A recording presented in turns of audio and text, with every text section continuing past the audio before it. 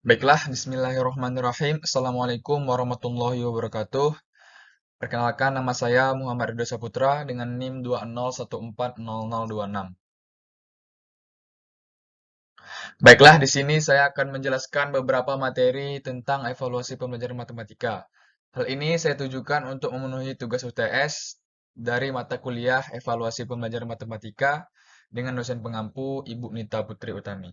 Baiklah, tanpa panjang lebar, saya akan menjelaskan materi pertama. Materi pertama yaitu tentang hakikat evaluasi. Hakikat evaluasi merupakan suatu proses pembuatan keputusan tentang nilai suatu objek. Keputusan penilaian maksudnya di sini hakikat evaluasi dibagi menjadi tiga yaitu penilaian, pengukuran, dan pengamatan. Pengukuran. Pengukuran Pengukuran adalah suatu proses penetapan ukuran terhadap suatu gejala menurut aturan tertentu. Menurut Guilford, pengukuran pendidikan biasa bersifat kuantitatif yang memerlukan statistika dalam perhitungannya.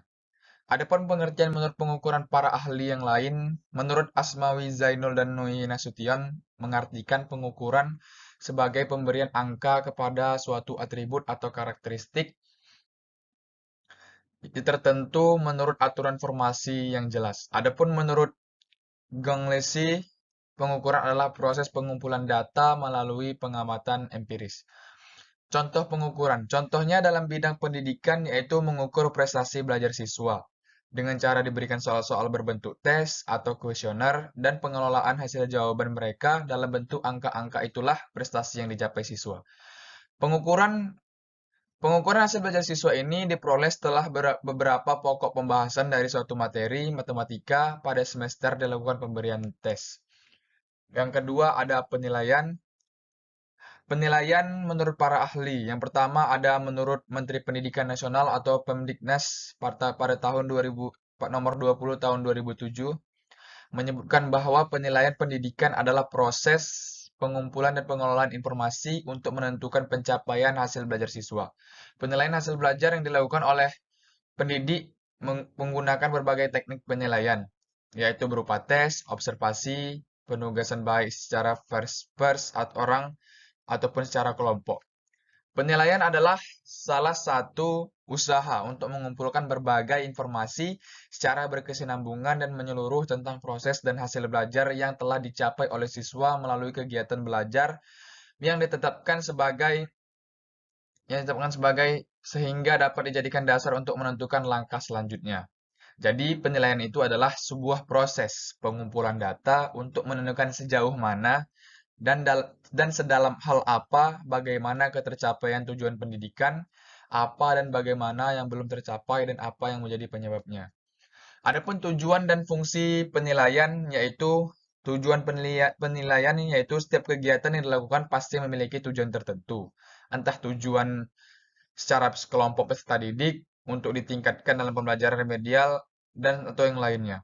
Adapun yang tujuan penilaian dibagi menjadi empat, yaitu pertama mengetahui tingkat penguasaan, yang kedua menetapkan ketuntasan penguasaan, kompetensi belajar peserta didik, yang ketiga ada menetapkan program perbaikan, program kebaikan dan perbaikan dan pengayaan berdasarkan tingkat penguasaannya. Dan yang terakhir ada memperbaiki proses pembelajaran pada pertemuan semester per semester berikutnya. Adapun fungsi penilaian yaitu penilaian ini berfungsi mengetahui pencapaian hasil belajar peserta didik. Selain itu, penilaian dapat meningkatkan kemampuan peserta didik dalam belajar. Penilaian dapat dilakukan melalui tiga pendekatan, yaitu yang pertama ada penilaian akhir pembelajaran atau assessment of learning, ada yang kedua penilaian untuk pembelajaran atau assessment for learning, dan penilaian sebagai pembelajaran yang terakhir ada atau assessment as learning. Fungsi dari penilaian meliputi beberapa hal yang spesifik, di antaranya satu, menggambarkan sejauh mana seorang peserta didik telah menguasai suatu kompetensi. Yang kedua, mengevaluasi hasil belajar peserta didik dalam rangka membantu peserta didik memahami kemampuan dirinya. Yang ketiga, ada menentukan kesulitan belajar dan memungkinkan prestasi yang bisa dikembangkan peserta didik sebagai alat diagonis yang membantu pendidik menentukan apakah seorang perlu mengikuti remedial atau pengayaan.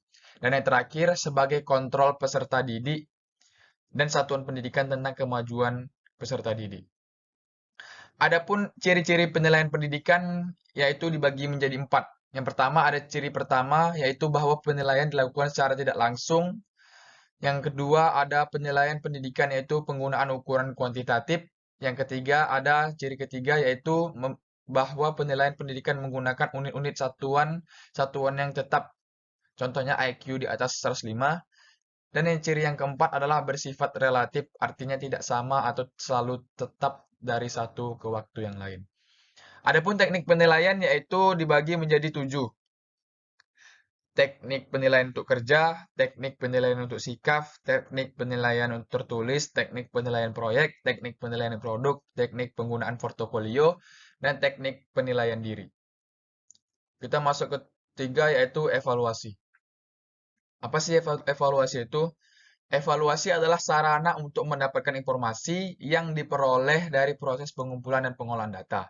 Proses itu dilakukan melalui pengukuran, setelah itu dilakukan penilaian dalam rangka mengkategorikan baik, sedang, atau kurang. Dengan demikian, di dalam evaluasi itu ada pengukuran dan penilaian evaluasi berjalan dengan baik dengan berlandaskan pada prinsip-prinsip evaluasi. Menurut Jamal Jali 2008, kata evaluasi yang dalam istilah evaluation menurut Gurner tadi adalah suatu proses yang sistematis untuk menentukan atau membuat keputusan sampai sejauh mana tujuan program telah dicapai. Terdapat beberapa prinsip-prinsip yang perlu diperhatikan dalam melakukan evaluasi.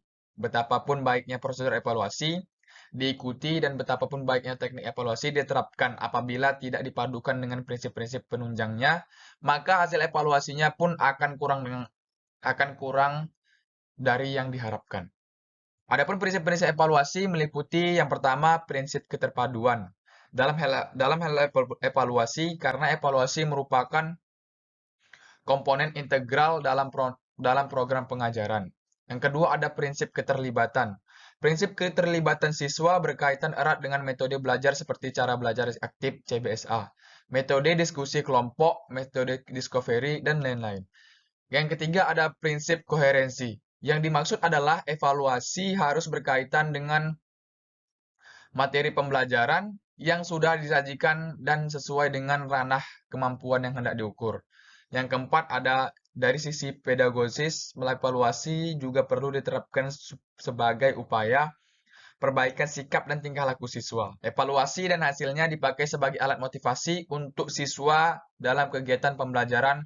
Hasil evaluasi hendaknya dirasakan sebagai ganjaran atau reward. Yang kelima ada akuntabilitas, sejauh mana keberhasilan program pembelajaran perlu disampaikan kepada pihak-pihak yang berkepentingan dengan pendidikan sebagai laporan pertanggungjawaban atau accountability.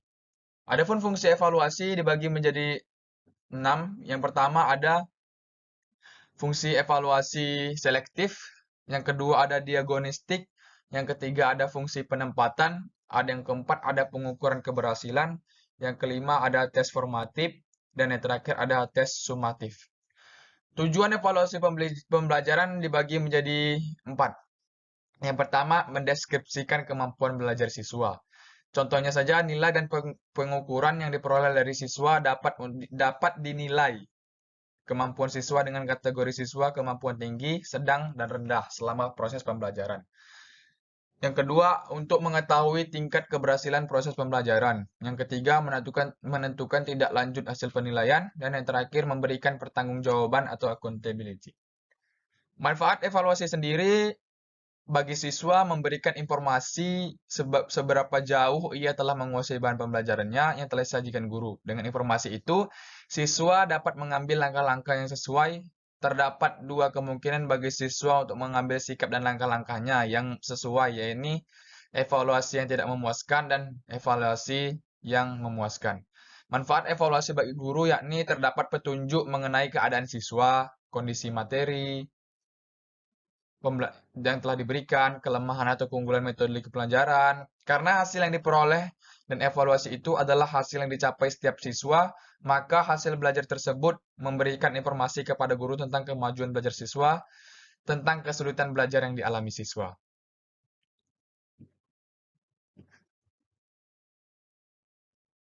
Baiklah, kita akan melanjutkan materi berikutnya, yaitu tentang objek evaluasi, ranah kognitif, afektif, dan psikomotorik.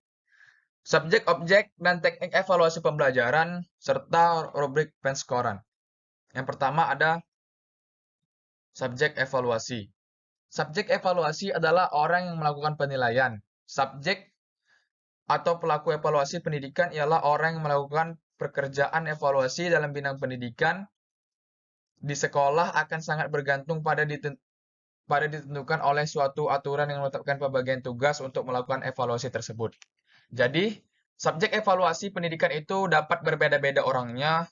Siapa yang dapat disebut sebagai subjek evaluasi untuk setiap tes ditentukan oleh suatu aturan pembagian tugas untuk ketentuan yang tertentu. Contohnya saja yaitu untuk melaksanakan evaluasi tentang prestasi belajar atau pencapaian, maka sebagai subjek evaluasi adalah guru. Alat ukur yang sudah distandarisasikan, maka subjeknya adalah ahli-ahli psikologi.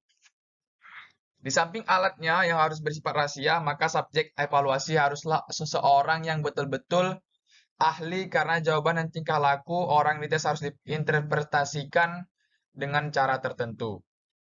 Jadi, subjek evaluasi pendidikan itu dapat berbeda-beda orangnya. Dalam kegiatan evaluasi, pendidikan di mana sasaran evaluasinya adalah prestasi belajar siswa, maka subjek evaluasinya adalah guru atau dosen yang mengasuh mata pelajaran tertentu. Adapun syarat-syarat menjadi subjek evaluasi diantaranya mampu melaksanakan persyaratan. Yang pertama harus dipenuhi oleh seorang evaluator, bahwa mereka harus memiliki kemampuan untuk melaksanakan evaluasi. Yang kedua, cermat. Yang ketiga, objektif. Yang keempat, sabar dan tekun.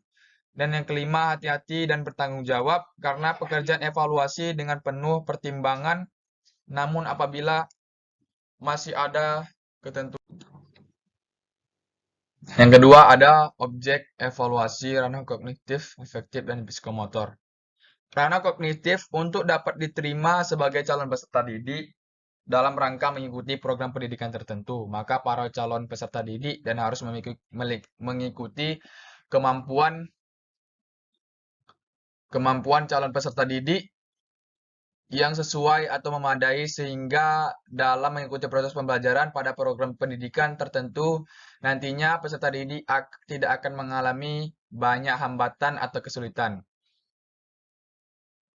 Yang kedua ada ranah afektif. Ranah afektif ini pada dasarnya adalah merupakan bagian dari tingkah laku manusia sebagai gejala atau gambaran kepribadian yang mencakar keluar. Namun karena sikap ini merupakan sesuatu yang paling menonjol dan sangat dibutuhkan dalam pergaulan, maka diperoleh informasi yang sangat jelas mengenai sikap seseorang adalah penting sekali. Oleh karena itu, sikap tersebut perlu dinilai dan dievaluasi terlebih dahulu bagi para calon peserta didik sebelum mengikuti pendidikan tertentu.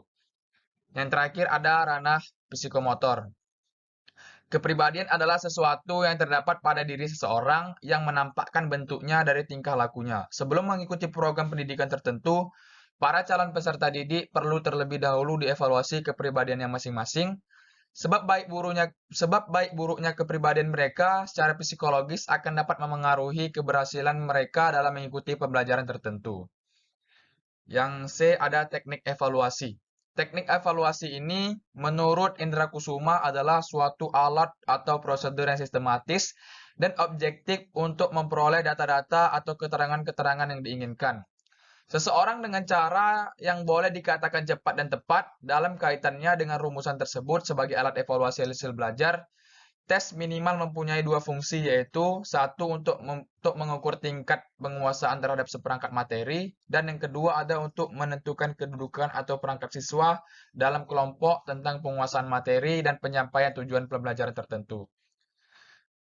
Teknik yang digunakan dalam evaluasi pembelajaran teknik evaluasi ini yaitu ada tiga. Yang pertama aspek kognitif, aspek afektif, dan aspek psikomotor. Di mana aspek psikomotornya itu dengan menggunakan teknik-teknik praktik dan portofolio. Yang terakhir ada rubrik penskoran.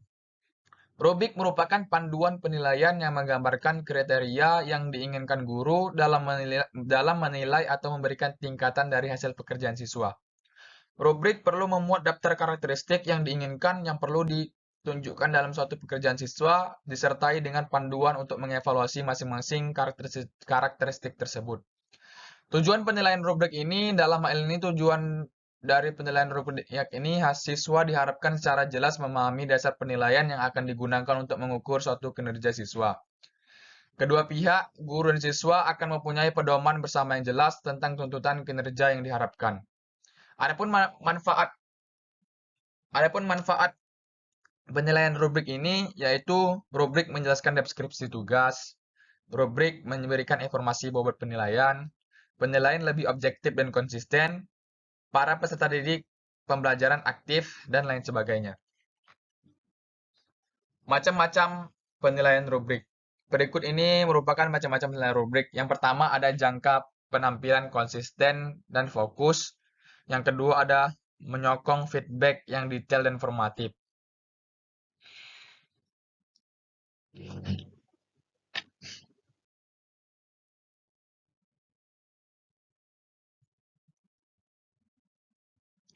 Baiklah, kita masuk ke materi yang berikutnya yaitu taksonomi Bloom, alat evaluasi atau tes non-tes, dan skala pengukuran.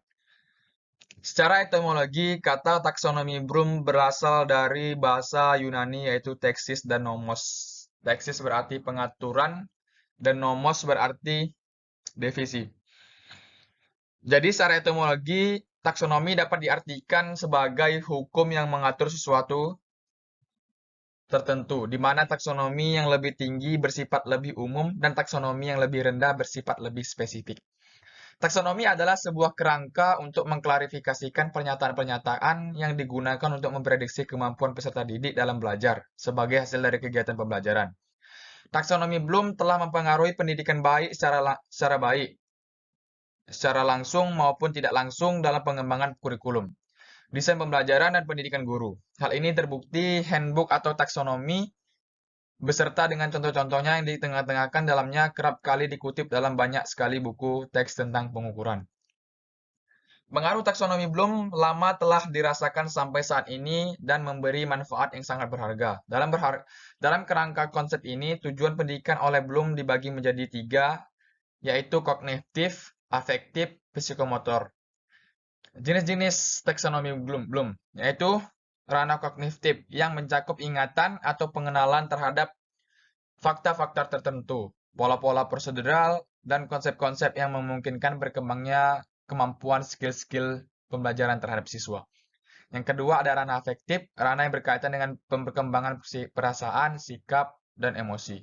Dan yang terakhir ada ranah psikomotor yang dapat diartikan yang berkaitan dengan kegiatan-kegiatan manipulatif dan menampilkan monitoring.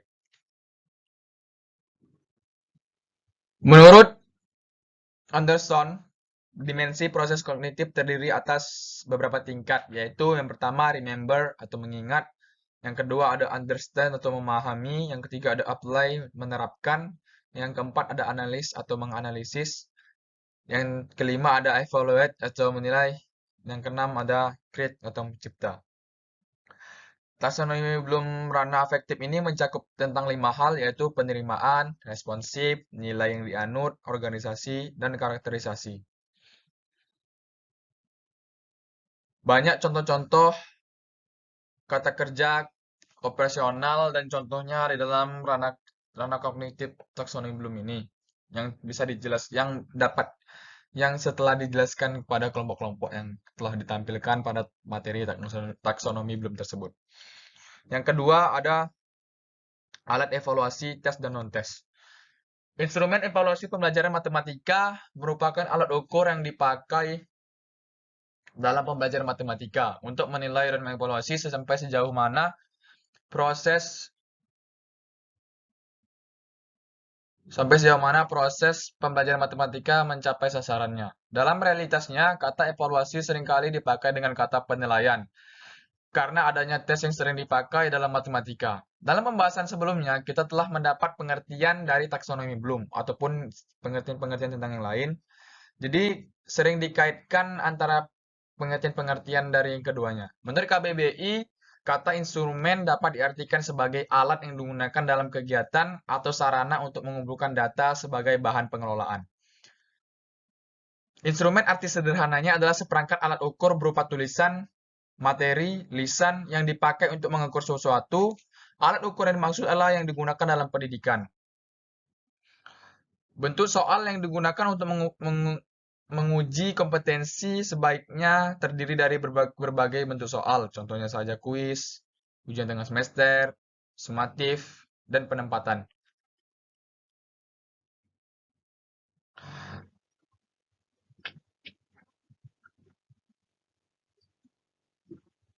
Yang ketiga ada skala pengukuran. Skala pengukuran adalah perbandingan antara kategori-kategori di mana masing-masing kategori tersebut diberi bobot nilai yang berbeda. Skala pengukuran merupakan perbandingan antara kategori-kategori, sedangkan pengukuran merupakan cabang ilmu statistika terapan yang bertujuan untuk membangun dasar-dasar pengembangan tes yang telah lebih baik sehingga dapat menghasilkan tes yang berfungsi secara optimal. Skala pengukuran merupakan kesepakatan yang digunakan sebagai acuan untuk menentukan panjang pendeknya interval yang ada di dalam alat ukur. Sehingga alat ukur tersebut bila digunakan dalam penelitian akan menghasilkan data kuantitatif. Sebagai contoh misalnya timbangan emas sebagai instrumen mengukur berat emas. Macam-macam skala pengukuran. Skala pengukuran dibagi menjadi 4, yaitu skala nominal, skala ordinal, skala interval, dan skala rasio. Adapun pengukuran setiap skala juga memiliki beberapa jenis, yaitu skala Likert, skala Goodman, skala semantik diferensial, skala Thurston, dan yang lain-lainnya. Adapun tujuan kita masuk ke materi yang keempat, ada tujuan instruksional, pengertian, persyaratan, dan ciri tes yang baik. Yang pertama ada tujuan instruksional. Tujuan instruksional ini merupakan penjabaran dari tujuan pendidikan dalam sistem pendidikan. Secara nasional, tujuan pendidikan tercantum dalam pembukaan Undang-Undang Dasar 1945, yakni mencerdaskan kehidupan bangsa. Gambaran tentang ciri-ciri kedewasaan yang perlu dikembangkan pada anak didik dapat dikemukakan dalam penentuan perumusan mengenai tujuan pendidikan masing-masing, baik pada taraf nasional maupun internasional. Perumusan suatu tujuan pendidikan yang menetapkan hasil belajar siswa yang harus diperoleh selama belajar, dijabarkan atas pengetahuan dan pemahaman, keterampilan, sikap, dan yang telah menjadi milik siswa. Yang kedua ada tujuan instruksional umum dan tujuan instruksional khusus. Dalam proses belajar mengajar, tujuan instruksional dapat dibagi menjadi dua, yaitu tujuan instruksional umum yang menggaris besar hasil-hasil di aneka bidang studi yang harus dicapai siswa, dan tujuan instruksional khusus yang menerapkan penjabaran dari tujuan instruksional umum yang menyangkut suatu pokok bahasan sebagai tujuan pengajaran yang konkret dan spesifik. Jadi, tujuan instruksional umum dan khusus ini merupakan tujuan yang ingin dicapai dari setiap kegiatan instruksional atau pembelajaran. Tujuan ini seringkali dibedakan menjadi dua bagian, yaitu TU atau TIK tadi, yang memiliki tujuan pembelajaran yang sifatnya masih umum dan belum dapat menggambarkan tingkah laku yang lebih spesifik, sedangkan tujuan yang khusus merupakan penjabaran yang dimaksud agar tujuan instruksional umum tersebut dapat lebih dispesifikan dan mudah diukur tentang kecapaiannya. Yang ketiga ada contoh-contoh tujuan instruksional dalam pembelajaran matematika. Adapun contoh tujuan instruksional umum pada pokok bahasan bangun datar, contohnya saja pada pokok bahasan bangun datar yang memiliki bahasan tentang logika, menyelesaikan masalah, serta penerapan dalam kehidupan sehari-hari. Tujuan instruksional yang keduanya adalah tujuan instruksional khusus, baik itu penjabaran maupun TIU. Dengan demikian dapat diartikan perumusan tujuan instruksional khusus adalah perumusan perubahan tingkah laku atau kemampuan yang diharapkan dimiliki peserta didik setelah mengikuti program-program pengajaran.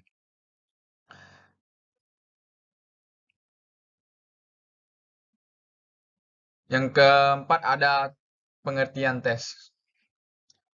Secara harfiah, kata tes berasal dari bahasa Prancis dengan arti piring untuk menyisihkan logam-logam mulia. Maksudnya, dengan menggunakan alas piring itu akan dapat diperoleh jenis-jenis logam mulia yang nilainya sangat tinggi dalam bahasa Inggris. Ditulis dengan tes dalam bahasa Indonesia diterjemahkan dengan ujian atau percobaan. Tugas tester, adapun tester dalam istilah Indonesia pencoba. Tugas tester antara lain mempersiapkan ruangan dan perlengkapan, mengawasi responden, memberikan tanda-tanda waktu, dan mengumpulkan pekerjaan responden. Yang kelima ada persyaratan tes. Walaupun dalam melaksanakan tes sudah diusahakan mengikuti aturan-aturan tentang suasana, cara, dan prosedur yang telah ditentukan, namun tes ini sering sendiri mengandung kelemahan-kelemahan. Menurut Gilbersack dan Arikunto menyebutkan beberapa kelemahan tes. Yang pertama, ada kalanya tes secara psikologis terpaksa, menyinggung pribadi seseorang walaupun tidak sengaja, misalnya dalam rumusan soal, pelaksanaan maupun pengumuman hasil. Yang kedua, tes menimbulkan kecemasan sehingga mempengaruhi hasil belajar yang murni. Tidak dapat dipungkiri bahwa tes akan menimbulkan suasana yang khusus, mengakibatkan hal-hal yang tidak sama antara orang yang satu dengan yang lainnya. Yang keenam ada fungsi tes. Sebagai alat pengukur terhadap peserta didik, dalam hubungan ini tes berfungsi mengukur tingkat perkembangan atau kemajuan yang telah dicapai oleh peserta didik. Mereka menempuh proses pembelajaran mengajar dalam jangka waktu tertentu. Ada yang ketujuh, ciri-ciri tes yang baik. Sebuah tes dapat dikatakan baik sebagai pengukur harus memenuhi persyaratan tes yang ini memiliki validitas. Validitas akan dijelaskan di materi berikutnya. Dan reliabilitas yang akan dijelaskan di materi selanjutnya juga.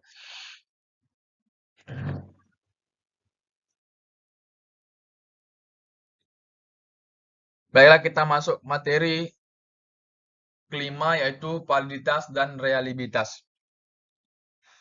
Validitas adalah suatu alat evaluasi apabila alat tersebut mampu mengevaluasi apa yang seharusnya dievaluasi. Oleh karena itu, tergantung pada sejauh mana ketetapan alat evaluasi itu dalam melaksanakan fungsinya. Dengan demikian, suatu alat evaluasi disebut valid jika ia dapat mengevaluasi dengan tepat sesuatu yang dievaluasi tersebut. Alat pengumpul data harusnya mendapat penggarapan yang cermat dan teliti. Instrumen yang digunakan untuk melakukan pengukuran harus terlebih dahulu dikalibrasi atau divalidasi sebelum digunakan sehingga kita mendapat data yang benar-benar valid. Validitas berkenaan dengan ketetapan alat penilaian terhadap konsep yang dinilai sehingga betul-betul menilai apa yang seharusnya dinilai.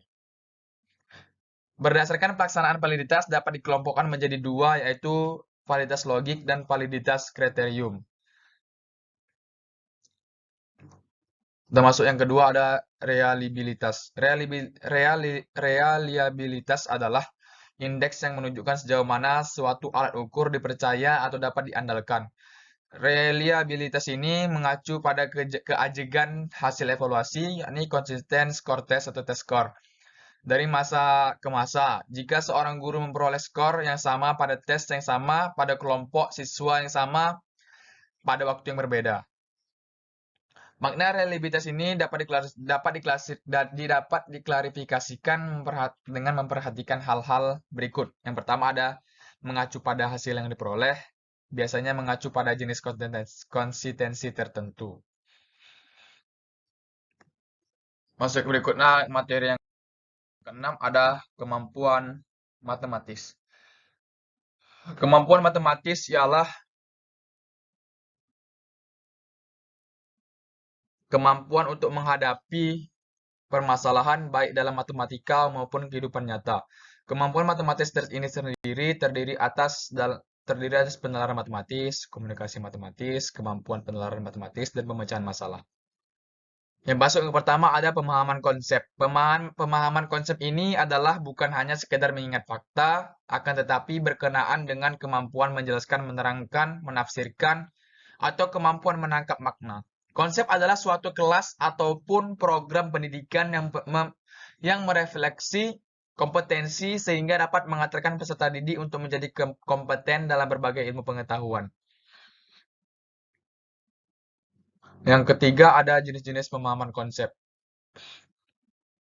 Ada beberapa jenis pemahaman konsep menurut para ahli. Yang pertama yaitu menurut Polya, membedakan 4 jenis pemahaman, yaitu pemahaman mekanikal, pemahaman induktif, pemahaman rasional, pemahaman intuitif. Adapun menurut Voltasek membedakan 4 juga, yaitu pemahaman komputasional, pemahaman fungsional, knowing how to, dan knowing. Kemampuan komunikasi matematis. Komunikasi secara umum dapat diartikan sebagai suatu cara untuk menyampaikan suatu pesan dari pembawa pesan ke penerima pesan untuk memberitahu pendapat atau perilaku baik langsung secara lisan maupun tak langsung melalui media. Sedangkan kemampuan komunikasi matematis dapat diartikan sebagai suatu kemampuan mahasiswa dalam menyampaikan sesuatu yang diketahuinya melalui proses dialog atau saling hubungan yang terjadi di lingkungan kelas, di mana terjadi pengalihan pesan. Dalam proses pembelajaran matematika ini, komunikasi gagasan matematika bisa berlangsung antara guru dengan siswa, antara buku dengan siswa, dan antara siswa dengan siswa. Yang ketiga ada kemampuan penalaran matematis. Kemampuan penalaran matematis yaitu menurut Turkyanto, pentingnya kemampuan ini sangatlah berpengaruh dengan proses pembelajaran matematika yang mereka ikuti. Karena siswa mempunyai kemampuan penalaran yang baik, akan mudah memahami materi matematika, dan sebaliknya siswa yang kemampuan penalaran matematika yang rendah akan sulit memahami materi matematika. Yang terakhir ada jenis pemecahan masalah. Menurut Kusmawati, kemampuan pemecahan masalah matematis adalah kemampuan mengidentifikasi unsur-unsur yang diketahui, ditanya, dan kecakupan unsur yang diperlukan, mampu membuat atau menyusun model matematika, dapat memilih dan mengembangkan strategi pemecahan, mampu menjelaskan dan meriksa kebenaran jawaban yang diperoleh. Pemecahan masalah adalah ketidaksesuaian antara harapan dan kenyataan. Masalah juga didefinisikan sebagai ketidaksesuaian antara tujuan dengan kesulitan menerapkan jawaban yang cepat dan tidak tepat.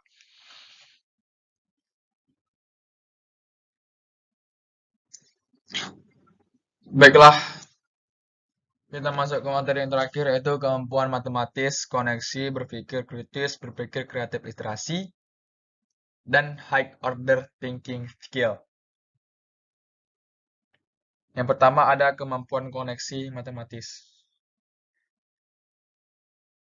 Koneksi secara umum adalah suatu hubungan atau keterkaitan koneksi dalam kaitannya dengan matematika yang disebut dengan koneksi matematika dapat diartikan sebagai keterkaitan secara internal maupun eksternal. Indikator kemampuan koneksi matematis yaitu mencari dan memahami hubungan berbagai representasi konsep dan prosedur dan menggunakan koneksi antar topik matematika.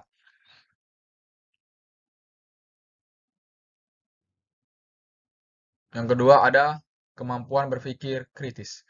Kemampuan berpikir kritis yaitu kemampuan untuk menafsirkan, menganalisis, mengevaluasi atau suatu ide hasil observasi, serta membuat keputusan yang didasarkan dengan adanya bukti. Berpikir kritis matematis memuat kemampuan dan disposisi yang dikombinasikan dengan pengetahuan awal, kemampuan penalaran matematik, dan strategi kognitif untuk menelarasikan, membuktikan, mengakses situasi matematik. Yang ketiga ada kemampuan berpikir kreatif. Kemampuan berpikir kreatif ialah sebuah kebiasaan dari pikiran yang dilatih dengan memperhatikan intuisi, menghidupkan imajinasi, mengungkapkan kemungkinan-kemungkinan baru, dan membuat sudut pandang yang menakjubkan. Yang keempat ada kemampuan literasi. Kemampuan literasi adalah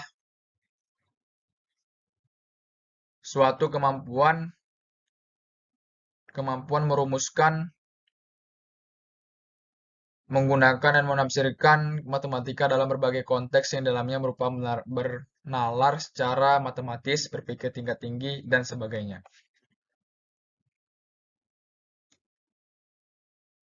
Baiklah, soalnya inilah yang dapat saya sampaikan.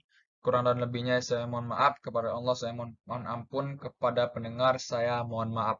Terima kasih. Saya akhiri. Wabillahi taufiq wal hidayah. Assalamualaikum warahmatullahi wabarakatuh.